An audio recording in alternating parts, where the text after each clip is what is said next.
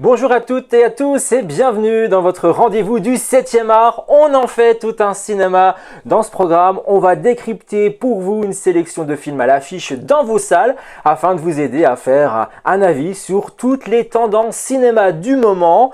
Et que vous soyez plutôt blockbuster ou bien amateur de long métrage plutôt indépendant, eh bien cette émission elle est faite pour vous. N'oubliez pas dès à présent d'activer la petite cloche, qui vous permettra de ne rien manquer sur notre chaîne YouTube. Et n'hésitez surtout pas à partager autour de vous si vous aimez notre programme, puisque le bouche à oreille peut nous aider. Nos chroniqueurs sont là également, mais on se retrouve avant de vous les présenter également sur Facebook et Instagram. Et depuis quelques jours maintenant, on est également dans vos écouteurs, puisque vous pouvez nous écouter en podcast. Alors comme en salle, installez-vous confortablement, on s'occupe du reste, c'est parti autour de la table des cinéphiles.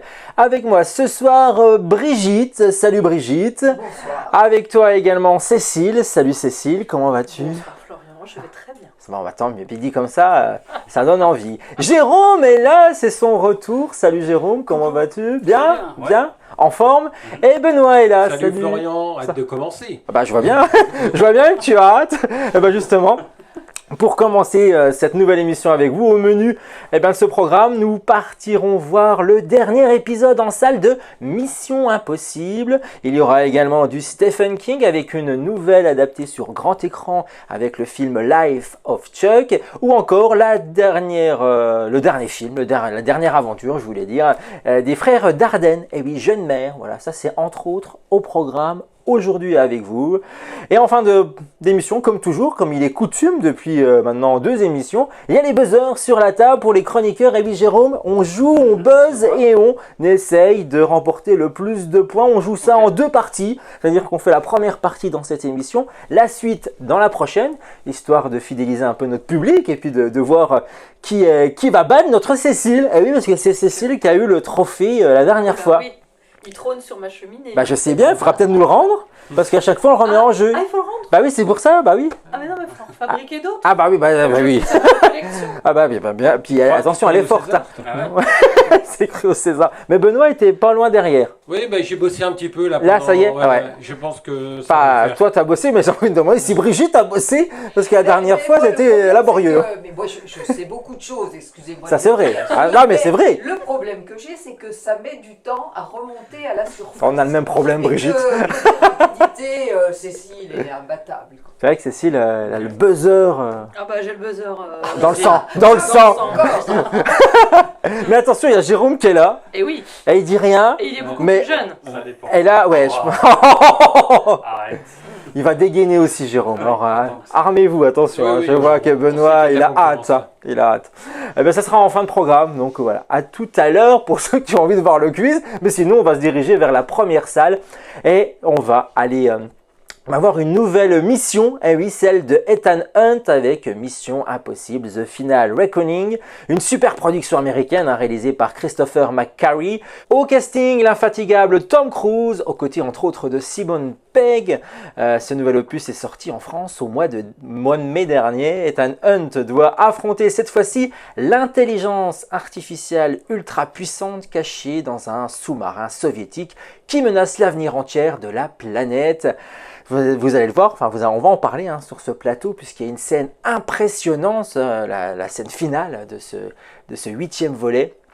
Où on peut voir Tom Cruise suspendu de manière précaire à l'aile d'un biplane Boeing Stearman des années 30, fonçant à travers l'espace aérien de l'Afrique du Sud, là où la séquence a été tournée, entre autres, puisque Tom Cruise le dit lui-même, à 193 km/h, vous n'avez plus d'oxygène. Il a donc dû s'entraîner à respirer, et c'est lui est même arrivé de s'évanouir en plein vol parce qu'il n'arrivait plus à récupérer le cockpit. Ça fait rire Cécile. Elle s'imagine. Elle est en train de s'imaginer Tom Cruise Non, qui est en mais train c'est s'entraîner d'étouffer. à Quoi. respirer, Bah comme il fait dans le film, il s'entraîne à respirer pour aller sous l'eau. Là. On en reparlera justement de tout ça. Voilà, le film a été tourné entre autres au Royaume-Uni, à Malte, en Norvège ou encore en Afrique du Sud, offrant une diversité de décors impressionnants. On regarde la bande-annonce du film et on en parle ici juste après avec Cécile, Jérôme et moi-même. This can't all be true. Every word.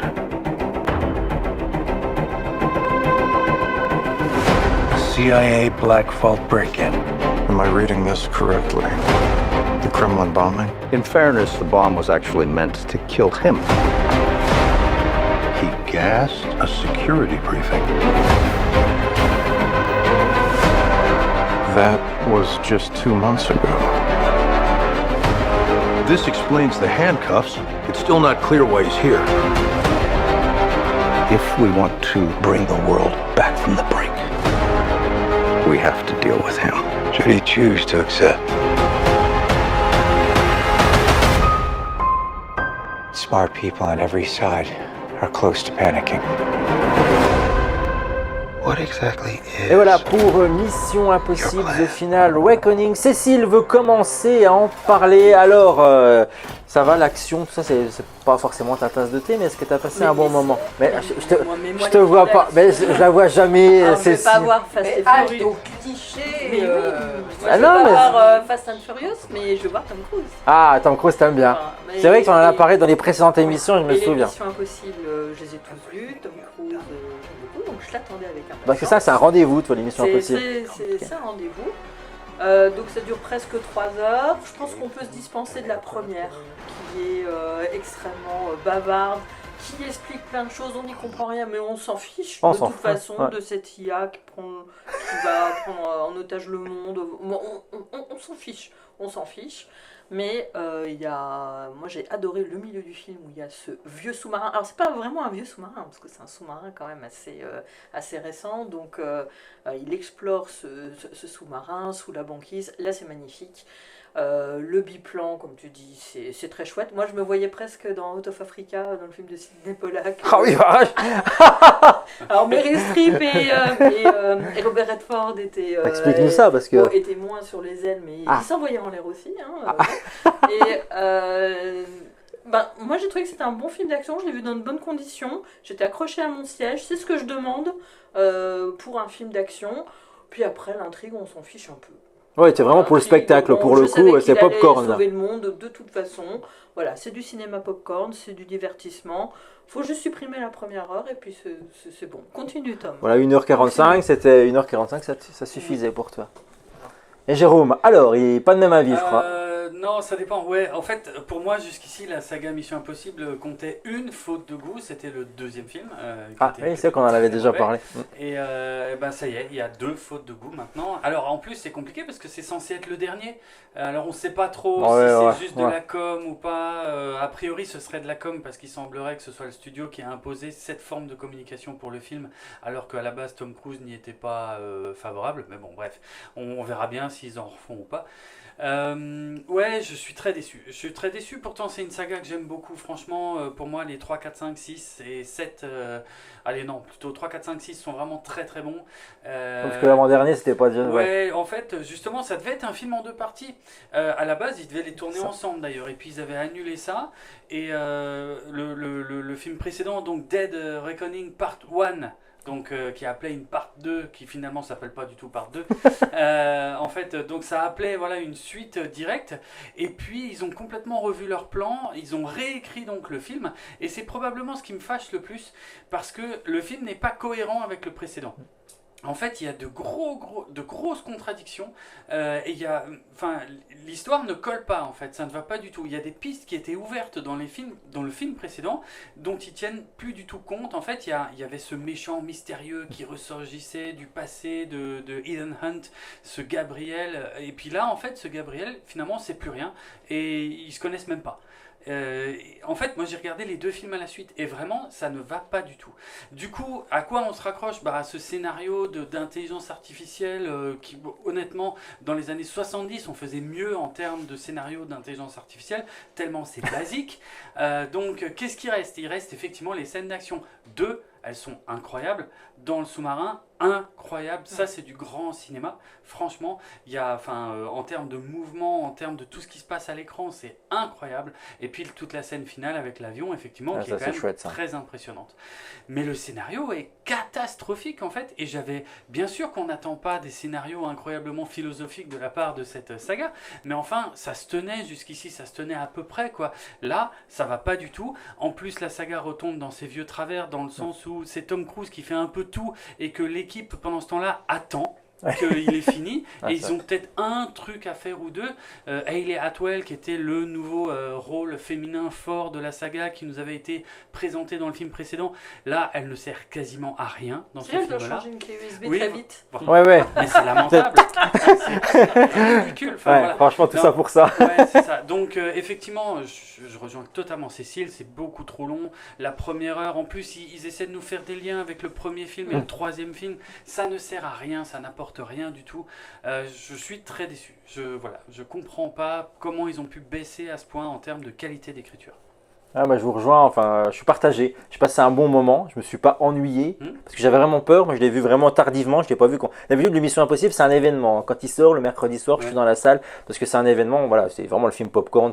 Bon, je sais qu'on va s'accrocher au siège, et c'est le cas vraiment avec la scène finale, même j'ai eu 2-3 de waouh. Mais c'est long à arriver pour qu'on ait des scènes d'action, il se passe rien, quoi. Je veux dire, tu dis la première heure, mais moi j'ai envie de pousser jusqu'à même plus de 2 heures, quoi. Hein. Je veux dire, quand on arrive au sous-marin, ça arrive vraiment vers la Le fin. sous-marin, il arrive vers 1 heure. 1h40, hein. Franchement, Ah, non, tout oui. s'enchaîne assez vite quand même. Ah, non, parce que ça dure 2h45.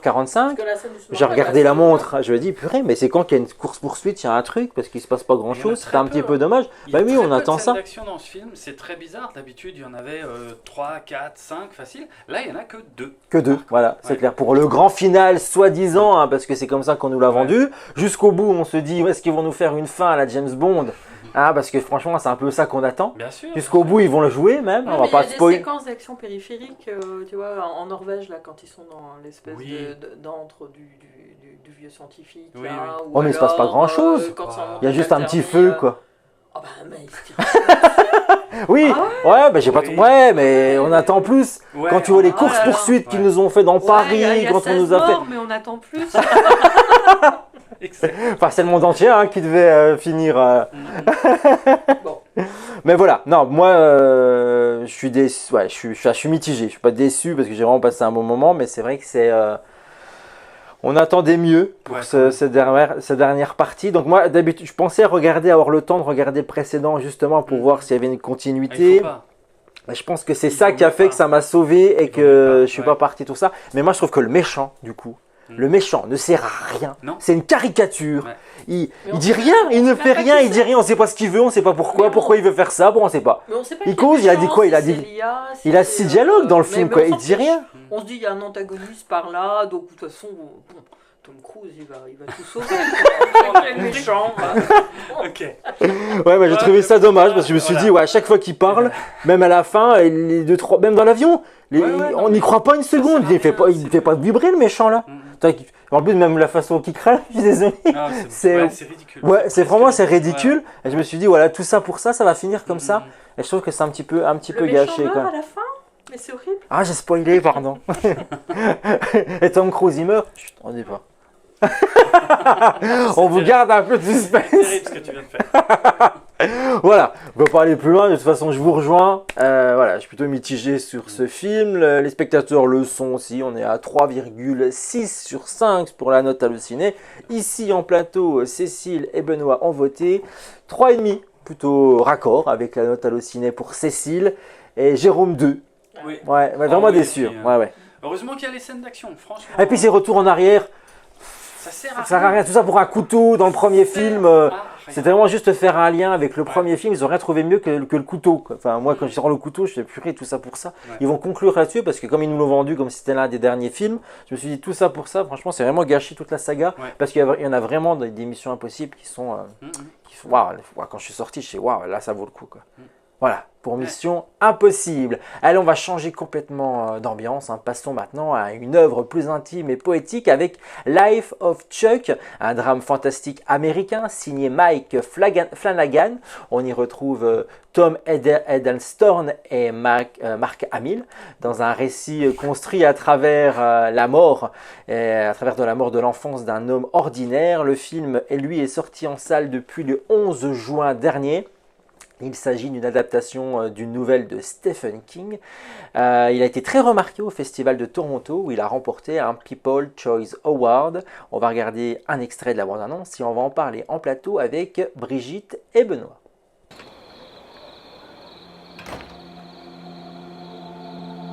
When you look up at the night sky, it can tell you stuff about your future.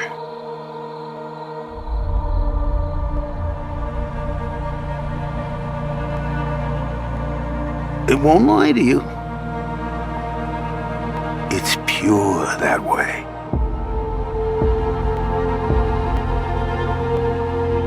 You might see a lot more than you wanted.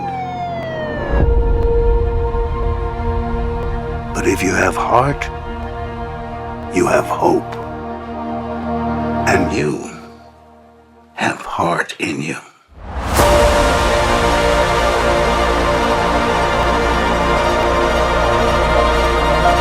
The world, Chuck. Everything you've ever loved. Everything you see. Et on en parle après ces quelques images. Benoît, Brigitte, c'est Brigitte qui commence. Alors est-ce que tu as aimé? Oui, alors moi, That j'ai world beaucoup will aimé. get bigger Je and trouve brighter. que c'est un film extrêmement déroutant qui And nous more raconte detailed une histoire à rebours, un peu façon Benjamin Button finalement. C'est ça? Avec des You feel the whole personnages thing. en 3 parties, avec des personnages qui changent d'une partie à l'autre, des histoires qui changent, dont on peine parfois à trouver le lien. Donc là, on a l'impression que je suis en train de démolir le film. Pas du tout, parce que moi je trouve que la grande réussite de ce film, c'est que finalement, sans déflorer le scénario qui est assez particulier, il est au fond dans ce film question de l'apocalypse, de la maladie, de la mort, et c'est traité comme un feel-good movie en fait. Donc on nous raconte des choses assez tragiques et puis finalement on en ressort avec une sorte de carpe diem que certains trouvent un petit peu naïf, mais moi j'ai marché à fond quoi. Et le fait qu'il y ait ces 3 parties distinctes qui sont traité assez différemment. Le film dure un peu moins de 2 heures, enfin 1h50, quelque chose comme ça. Moi, je n'ai pas vu le temps passer et je suis sortie de là bien alors qu'on m'a raconté des choses absolument tragiques, quoi. Je trouve ça un film étonnant et qui, moi, m'a séduite. Ça t'a séduit. Et on retrouve la patte Stephen King parce que c'est quand Non, même une nouvelle de base écoute, et c'est ça. Là, je voyais dans la bande-annonce d'après le best-seller de Stephen King, c'est n'importe quoi. Non, mais C'est juste une de nouvelle. C'est de la publicité. Ouais. C'est exactement ça. C'est une nouvelle extraite du recueil Si ça saigne.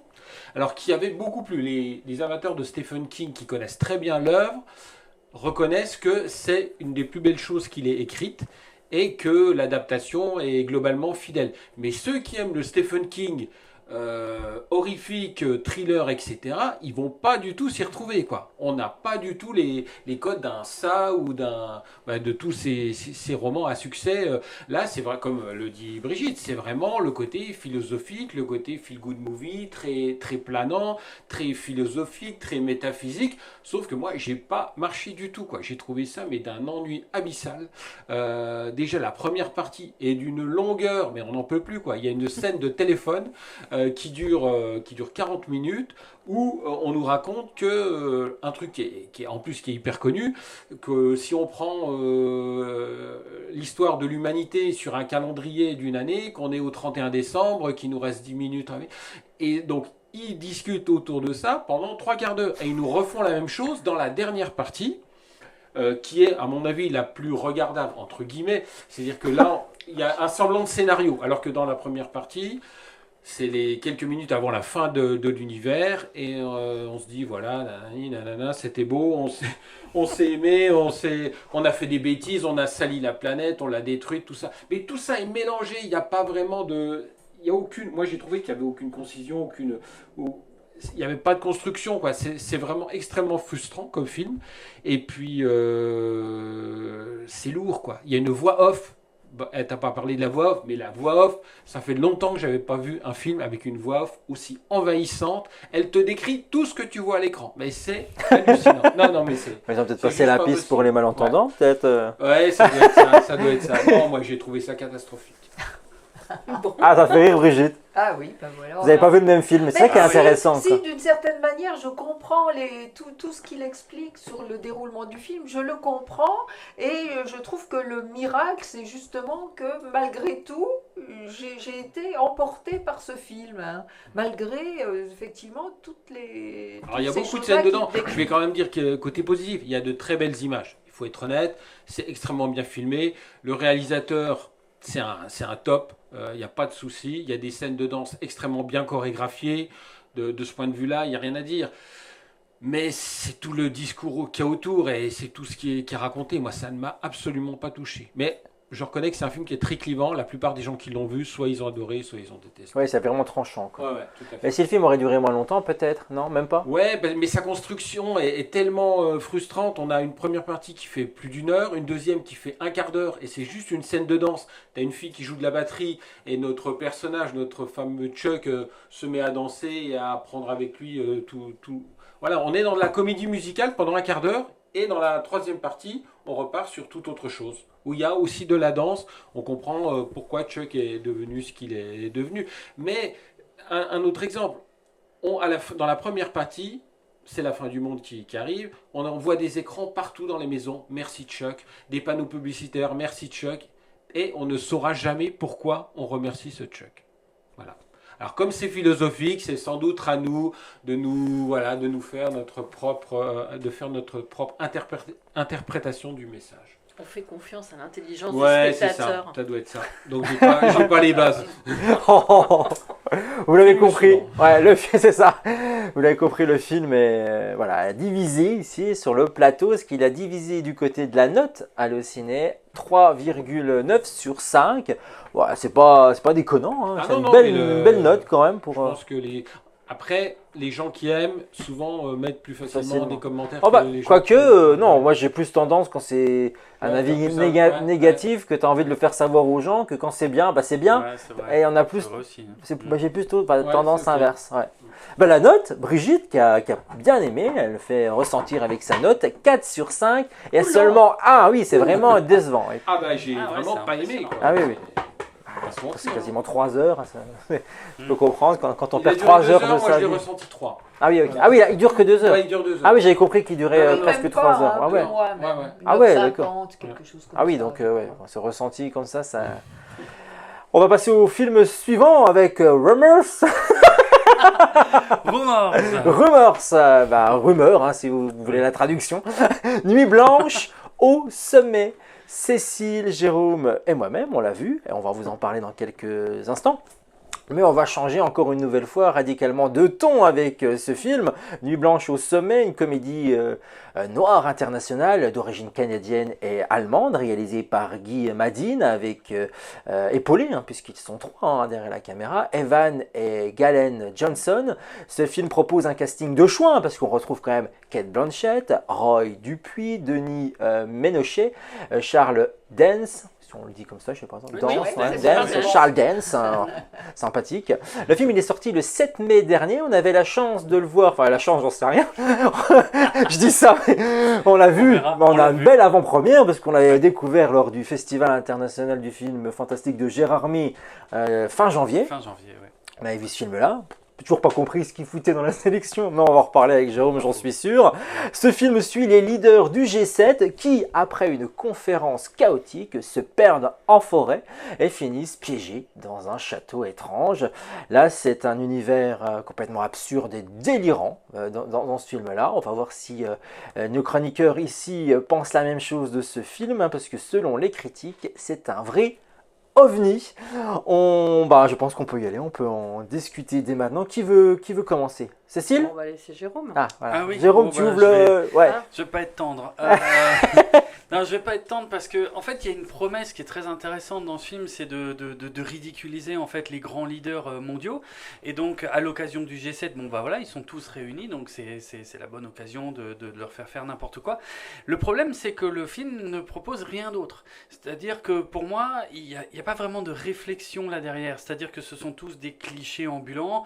Il y a l'italien qui est d'une bêtise rare, le canadien qui est un peu beau gosse mais maladroit, enfin bref, ce sont des clichés, mais en fait il ne leur arrive pas grand chose et le casting est très impressionnant. C'est ça qui est incroyable. Et on dirait que tout le fric est passé que dans le casting en fait, parce qu'il y a très peu de décors et il y a très peu de scénarios également. En fait, il se passe très peu de choses. Ils sont perdus en forêt, certes, et en fait, ils ne font que répéter les gags. C'est pas qu'ils répètent les gags, mais on a compris en fait quels sont les archétypes incarnés par chaque personnage, et du coup, ils ne font que reproduire les gags, qui correspondent à leurs archétypes.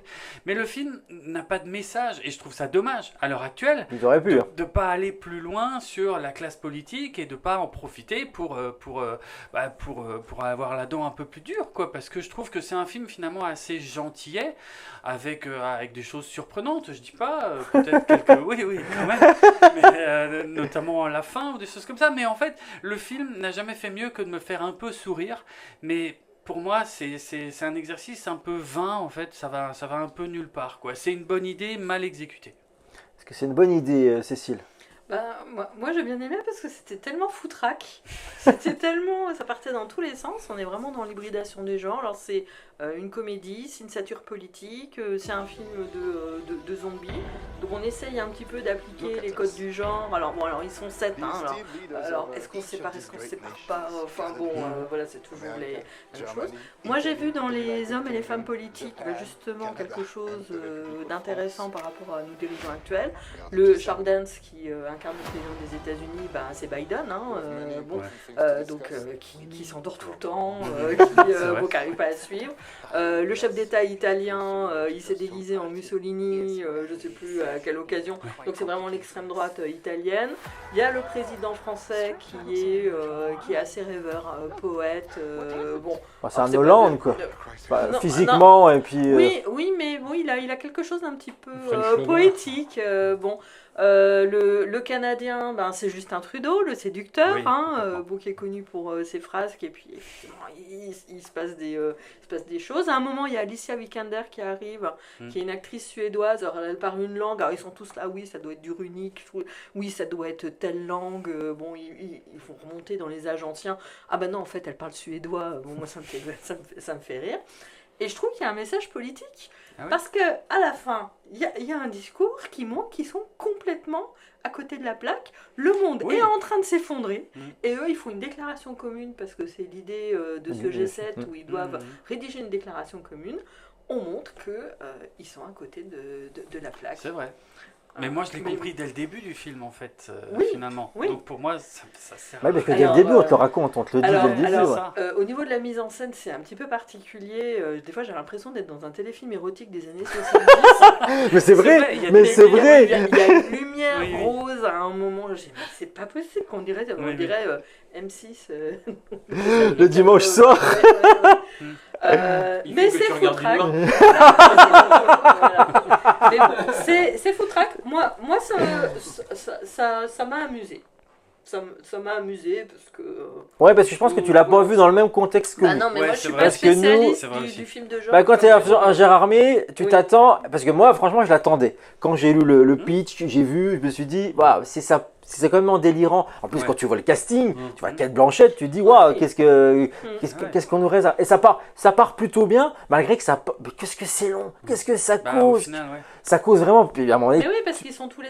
Forcément, ouais, mais tu t'attends... Ouais, mais il y a un moment donné, tu t'attends à ce qu'il se passe un peu plus de choses, qui voilà, ils vont dans la forêt. Avec les zombies. Moi, je pensais que le film allait passer dans le gore complet, ou que ça allait... C'est ce qu'on attend, en fait.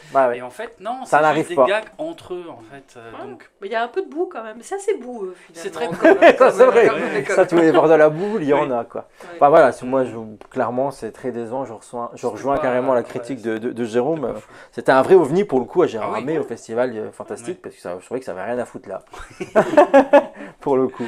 Oui. Voilà. Bah, à découvrir Mm. tout de même, la note elle est pas bonne du tout, enfin elle est pas bonne, faut le dire, elle est de 2,1 sur 5 c'est seulement vraiment pas sur Allociné. Je pense que vraiment beaucoup de gens ont été déçus. Cécile nous a mis Moi, la je mode mets de 3, 3, parce que bah je ouais. connais rien en film de genre. Voilà. Enfin, oui, bah, Mais je m'y connais en Ah, ça social n'a politique. mais moi, pour Voilà. moi, je mets pas, c'est pas un film de genre, quoi. Ça, c'est pareil, on pourrait le dire tout Ah de bah, suite. c'est Pour moi, c'en est classique, pas un, quoi. C'est Il est inclassable. C'est inclassable. C'est inclassable, je suis d'accord pour toi. Ah, ça, je suis Ouais, d'accord. ouais, ça. Mais c'est pas un film de genre. Pas vraiment, Non. c'est qu'une excuse en fait. C'est vraiment une Et excuse. ça, il n'y serait pas, ça changerait pas grand chose. Clairement pas. ouais, C'est clair. juste une excuse pour qu'ils se retrouvent isolés du reste du monde et juste entre eux. Quoi. Mhm. Donc voilà. Voilà, un et demi. Un et demi demi. pour Jérôme, Mm. pour ce film OVNI à découvrir peut-être si vous en avez, si Cécile vous en a donné envie. Parce que c'est pas Jérôme qui l'a fait. Non. Ouais, il méritait pas. Écoutez, on va partir dans un autre registre. Découvrons cette fois-ci Jeune mère, un drame social belge réalisé par les frères Dardenne. Le film met en scène 5 adolescentes devenues mères trop jeunes qui vivent ensemble dans une maison maternelle, sortie en salle le 23 mai 2025. Jeune mère a été présentée en compétition au Festival de Cannes et a reçu le prix du jury. Non. Le prix Le du scénario. scénario. Le prix du scénario. Un prix du scénario, mais j'allais venir, mais c'est pas avec le prix du œcuménique. Œcuménique, ouais. Oui, mais c'est Bah, il a un autre reçu- prix. pas trop, ça. C'est en Ouais, mais dehors, ça a un c'est prix un quand autre- même. Oui. Oui, mais c'est pas. Oui, mais il ne laisse même pas le C'est- dire. c'est- Alors c'est comment petit voulez-vous prix. On est déjà en train de me dire c'est pas vrai alors que je l'ai encore pas dit. Parce Ça, que à c'est ce moment-là, déjà. c'est la Palme d'Or. Il est jamais tout remis ça, en bon, général, Il est jamais remis. Ah ouais, ok. Ouais. Moi, je connaissais pas ce Non, prix-là, c'est une donc que j'ai autre, découvert en préparant C'est l'émission. des Je dis prix qu'est-ce que c'est ça Ouais. parallèles. Il y en a C'est tellement comme la maintenant. Queer Palme. Voilà. Voilà, oui, c'est- ok. Ok. La Dog Palm. Voilà. Ah, il y a la La Dog Palm Palm Dog. aussi. La Palm Dog. Ouais. La Ouais. Palm Dog, ok. Ouais. C'était depuis The Artist, ça. Euh, C'était pour ouais, le chien qui lui avait je filé, sais non plus. Je sais que c'était le film de Justine Trier qui l'avait eu il Qu'il y a avait eu. 2 ans. Bah ouais. oui, il méritait le chien. Ouais, ouais, c'est vrai. Ah, mais oui, c'est vrai. Si, si. Ah oui Bah Ah oui, franchement, c'est le meilleur chien qu'on ait vu au cinéma. Alors oui, quand il meurt là, enfin, Oui, ou non, qu'il- non, ou il qu'il meurt meurt pas, pas, mais il meurt enfin, pas. tu stresses de fou pour le Oui, chien. bah Non, oui. non, ça marchait super bien, Oui, mais c'est c'est vrai. Il a eu le prix du scénario, ça c'est vrai. Le casting repose sur des actrices non professionnelles, ce qui donne une puissance brute à l'histoire. Mais justement, c'est les chroniqueurs qui vont nous le dire. Les critiques du film le saluent par sa sincérité. Est-ce que ce film est sincère? Qui veut commencer? Brigitte. Oui, je veux bien commencer. Alors déjà, je vais commencer par un aveu. C'est que si je me suis retrouvée dans la salle pour voir Jeune mère, c'était parce que j'allais voir le répondeur et que je m'étais trompée d'horaire. Ah, je crois que je me suis trompé de salle. Non, et c'est pour vous dire que moi, les frères Dardenne, j'y vais pas forcément avec un grand enthousiasme parce que leur film, en tout cas, je pense à celui qui avait eu la palme, Rosetta. Moi, je trouvais ça un peu lourd, un peu chargé dans le misérabilisme. Et ça m'avait gêné, quoi. Et là, j'ai été très agréablement surprise parce que déjà, je pense que, ils ont eu le prix du scénario, mais je pense que l'idée de départ qu'ils avaient, c'était de suivre l'itinéraire d'une jeune mère. Et puis, ils ont finalement décidé d'axer leur film sur plusieurs de ces jeunes mères. Et ça, c'est un bon choix parce que du coup, ça enlève le côté un petit peu... justement, qui aurait pu être totalement misérabiliste en suivant le parcours d'une jeune femme. Et là, on a des cas qui sont assez différents les uns des autres. Bon, évidemment, c'est des cas qui partent un petit peu d'une certaine misère sociale, mais chaque jeune femme a un parcours, a des priorités, a des questionnements qui sont différents les uns des autres. Et moi, j'ai trouvé ça extrêmement réaliste. Et puis, tout est finement observé. Bon, par exemple, il y a une jeune mère, sa préoccupation, en fait, c'est son histoire d'amour plus que son enfant. Il y en a une autre où sa problématique va être est-ce que je confie mon enfant à une famille? Enfin, elles ont toutes autour d'une même situation de départ des problématiques différentes. Et puis, il n'y a pas non plus les gentils, les méchants. Par exemple, il y a un personnage qui est la mère d'une de ces jeunes femmes qui essaye de maintenir un lien avec sa fille, mais qui n'arrive pas à surmonter ses violences, son alcoolisme, etc. Et cette femme, elle est extrêmement émouvante en fait, alors que c'est un personnage secondaire et que on pourrait la voir du côté des méchants, c'est-à-dire des parents qui n'ont pas été à la hauteur, etc. Donc tout est assez finement observé. Les jeunes actrices non professionnelles, je les trouve parfaites, vraiment. Quoi. On y croit de bout en bout et on est touché par leur histoire. Voilà, donc, moi j'ai beaucoup aimé. Oui. Voilà, tu as aimé un film des frères Dardenne. Oui, exactement. Et Cécile, alors, toi qui moi, je suis une Dardenophile, convaincue, et je n'ai pas aimé le film. Ah Qu'est-ce qui s'est passé? Dis-nous tout. Alors, le prix du scénario, j'ai pas compris qu'il l'est parce que justement, je trouve que le scénario est pas forcément très bon et s'écarte un peu de ce qu'ils ont l'habitude de faire. Moi, ce que j'aime, c'est qu'ils suivent un destin ou deux destins. Il y avait Toki et Lina, enfin, je sais plus exactement comment c'était le titre. On suivait le parcours d'un frère et une sœur. Là, je trouve que le récit est trop éclaté. On n'arrive pas, on suit le destin de 4 jeunes filles. Alors elles sont dans une maison maternelle et le choix qu'elles ont à faire, c'est est-ce qu'elles vont garder l'enfant ou est-ce qu'elles vont le confier à des couples qui veulent adopter. Et on n'a jamais trop d'interaction entre les 4. Il y a une séquence qui va... oui, mais moi, ça me gêne d'avoir ces 4 destins. Le lien, un petit en fait, peu. c'est cette maison. C'est cette maison, mais il n'y a pas beaucoup de séquences où elles sont ensemble, mis à part une séquence où elles font un cadeau à une cinquième jeune fille. Des actrices non professionnelles, moi j'ai trouvé que la plupart n'étaient pas très bonnes, elles étaient mal dirigées. Et j'étais... Enfin voilà, ce que tu as trouvé bien en fait. Moi c'est ce qui m'a gêné. Je sauverais la séquence finale où on a un jeune couple qui va se marier, qui va demander à une femme d'être leur témoin. On ne sait pas qui est cette femme qui leur offre des petits gâteaux, un café, et puis cette femme, c'était l'institutrice de l'adolescente qui a eu ce bébé, et il y a une séquence mais très émouvante, tournée en plan séquence. Je trouve juste cette séquence-là, ça aurait pu être un court-métrage, ça aurait pu être magnifique. Et bon, non, vraiment, vraiment déçu. Les frères Dardenne... c'est plus que c'était. C'est plus que c'était. Moi, j'ai adoré Rosetta. Tu nous en avais parlé. J'ai adoré l'enfant. Après, un film des frères Dardenne qui se termine comme celui-ci sur une note optimiste, c'est assez nouveau quand même. Oui. Mais bon, c'est pour ça que t'es déçu. Parce que l'enfant, c'était un petit peu la même histoire. C'était l'histoire de Jérémy Régnier, et puis c'était Déborah François, il me semble, qui jouait. Elle avait un enfant, elle sortait de la maternité, il le regardait à peine, et puis voilà, qu'est-ce qu'ils vont faire de cet enfant? Finalement, c'était mieux traité comme sujet. Voilà, encore un film qui divise aujourd'hui sur le plateau, et c'est ça le cinéma. Mais il faut continuer à aller voir les frères Dardenne, il faut les soutenir. Nos Belges, il faut les soutenir. Oui, ils n'ont pas souvent des prix à Cannes, donc il faut en profiter. Oui, c'est vrai. Un prix de consolation, un petit peu. C'est quasiment obligatoire qu'ils aient un prix à chaque fois. Donc ils ont donné le prix. C'est vrai qu'ils ont toujours quelque chose. Je pense que c'est eux qui ont le plus de prix à Cannes. À Cannes, oui, 2 palmes d'or déjà. Bon. Et puis là, on lui a dit, allez, on va leur filer le prix du scénario, ils seront contents, ils ne seront pas venus pour rien. C'est exactement ça, alors que le scénario n'est pas... Voilà pour ce film. 3,6 sur 5, c'est la note spectateur Allociné et la note ici sur le plateau 4 pour Brigitte. Brigitte 4 sur 5, voilà, ça confirme, voilà, et ça divise pour Cécile qui est déçue de mettre un 2 au frère Dardenne. Mais oui, j'ai c'est honte vrai, parce que ça. j'ai mis Ah, 3,5 à Mission Impossible.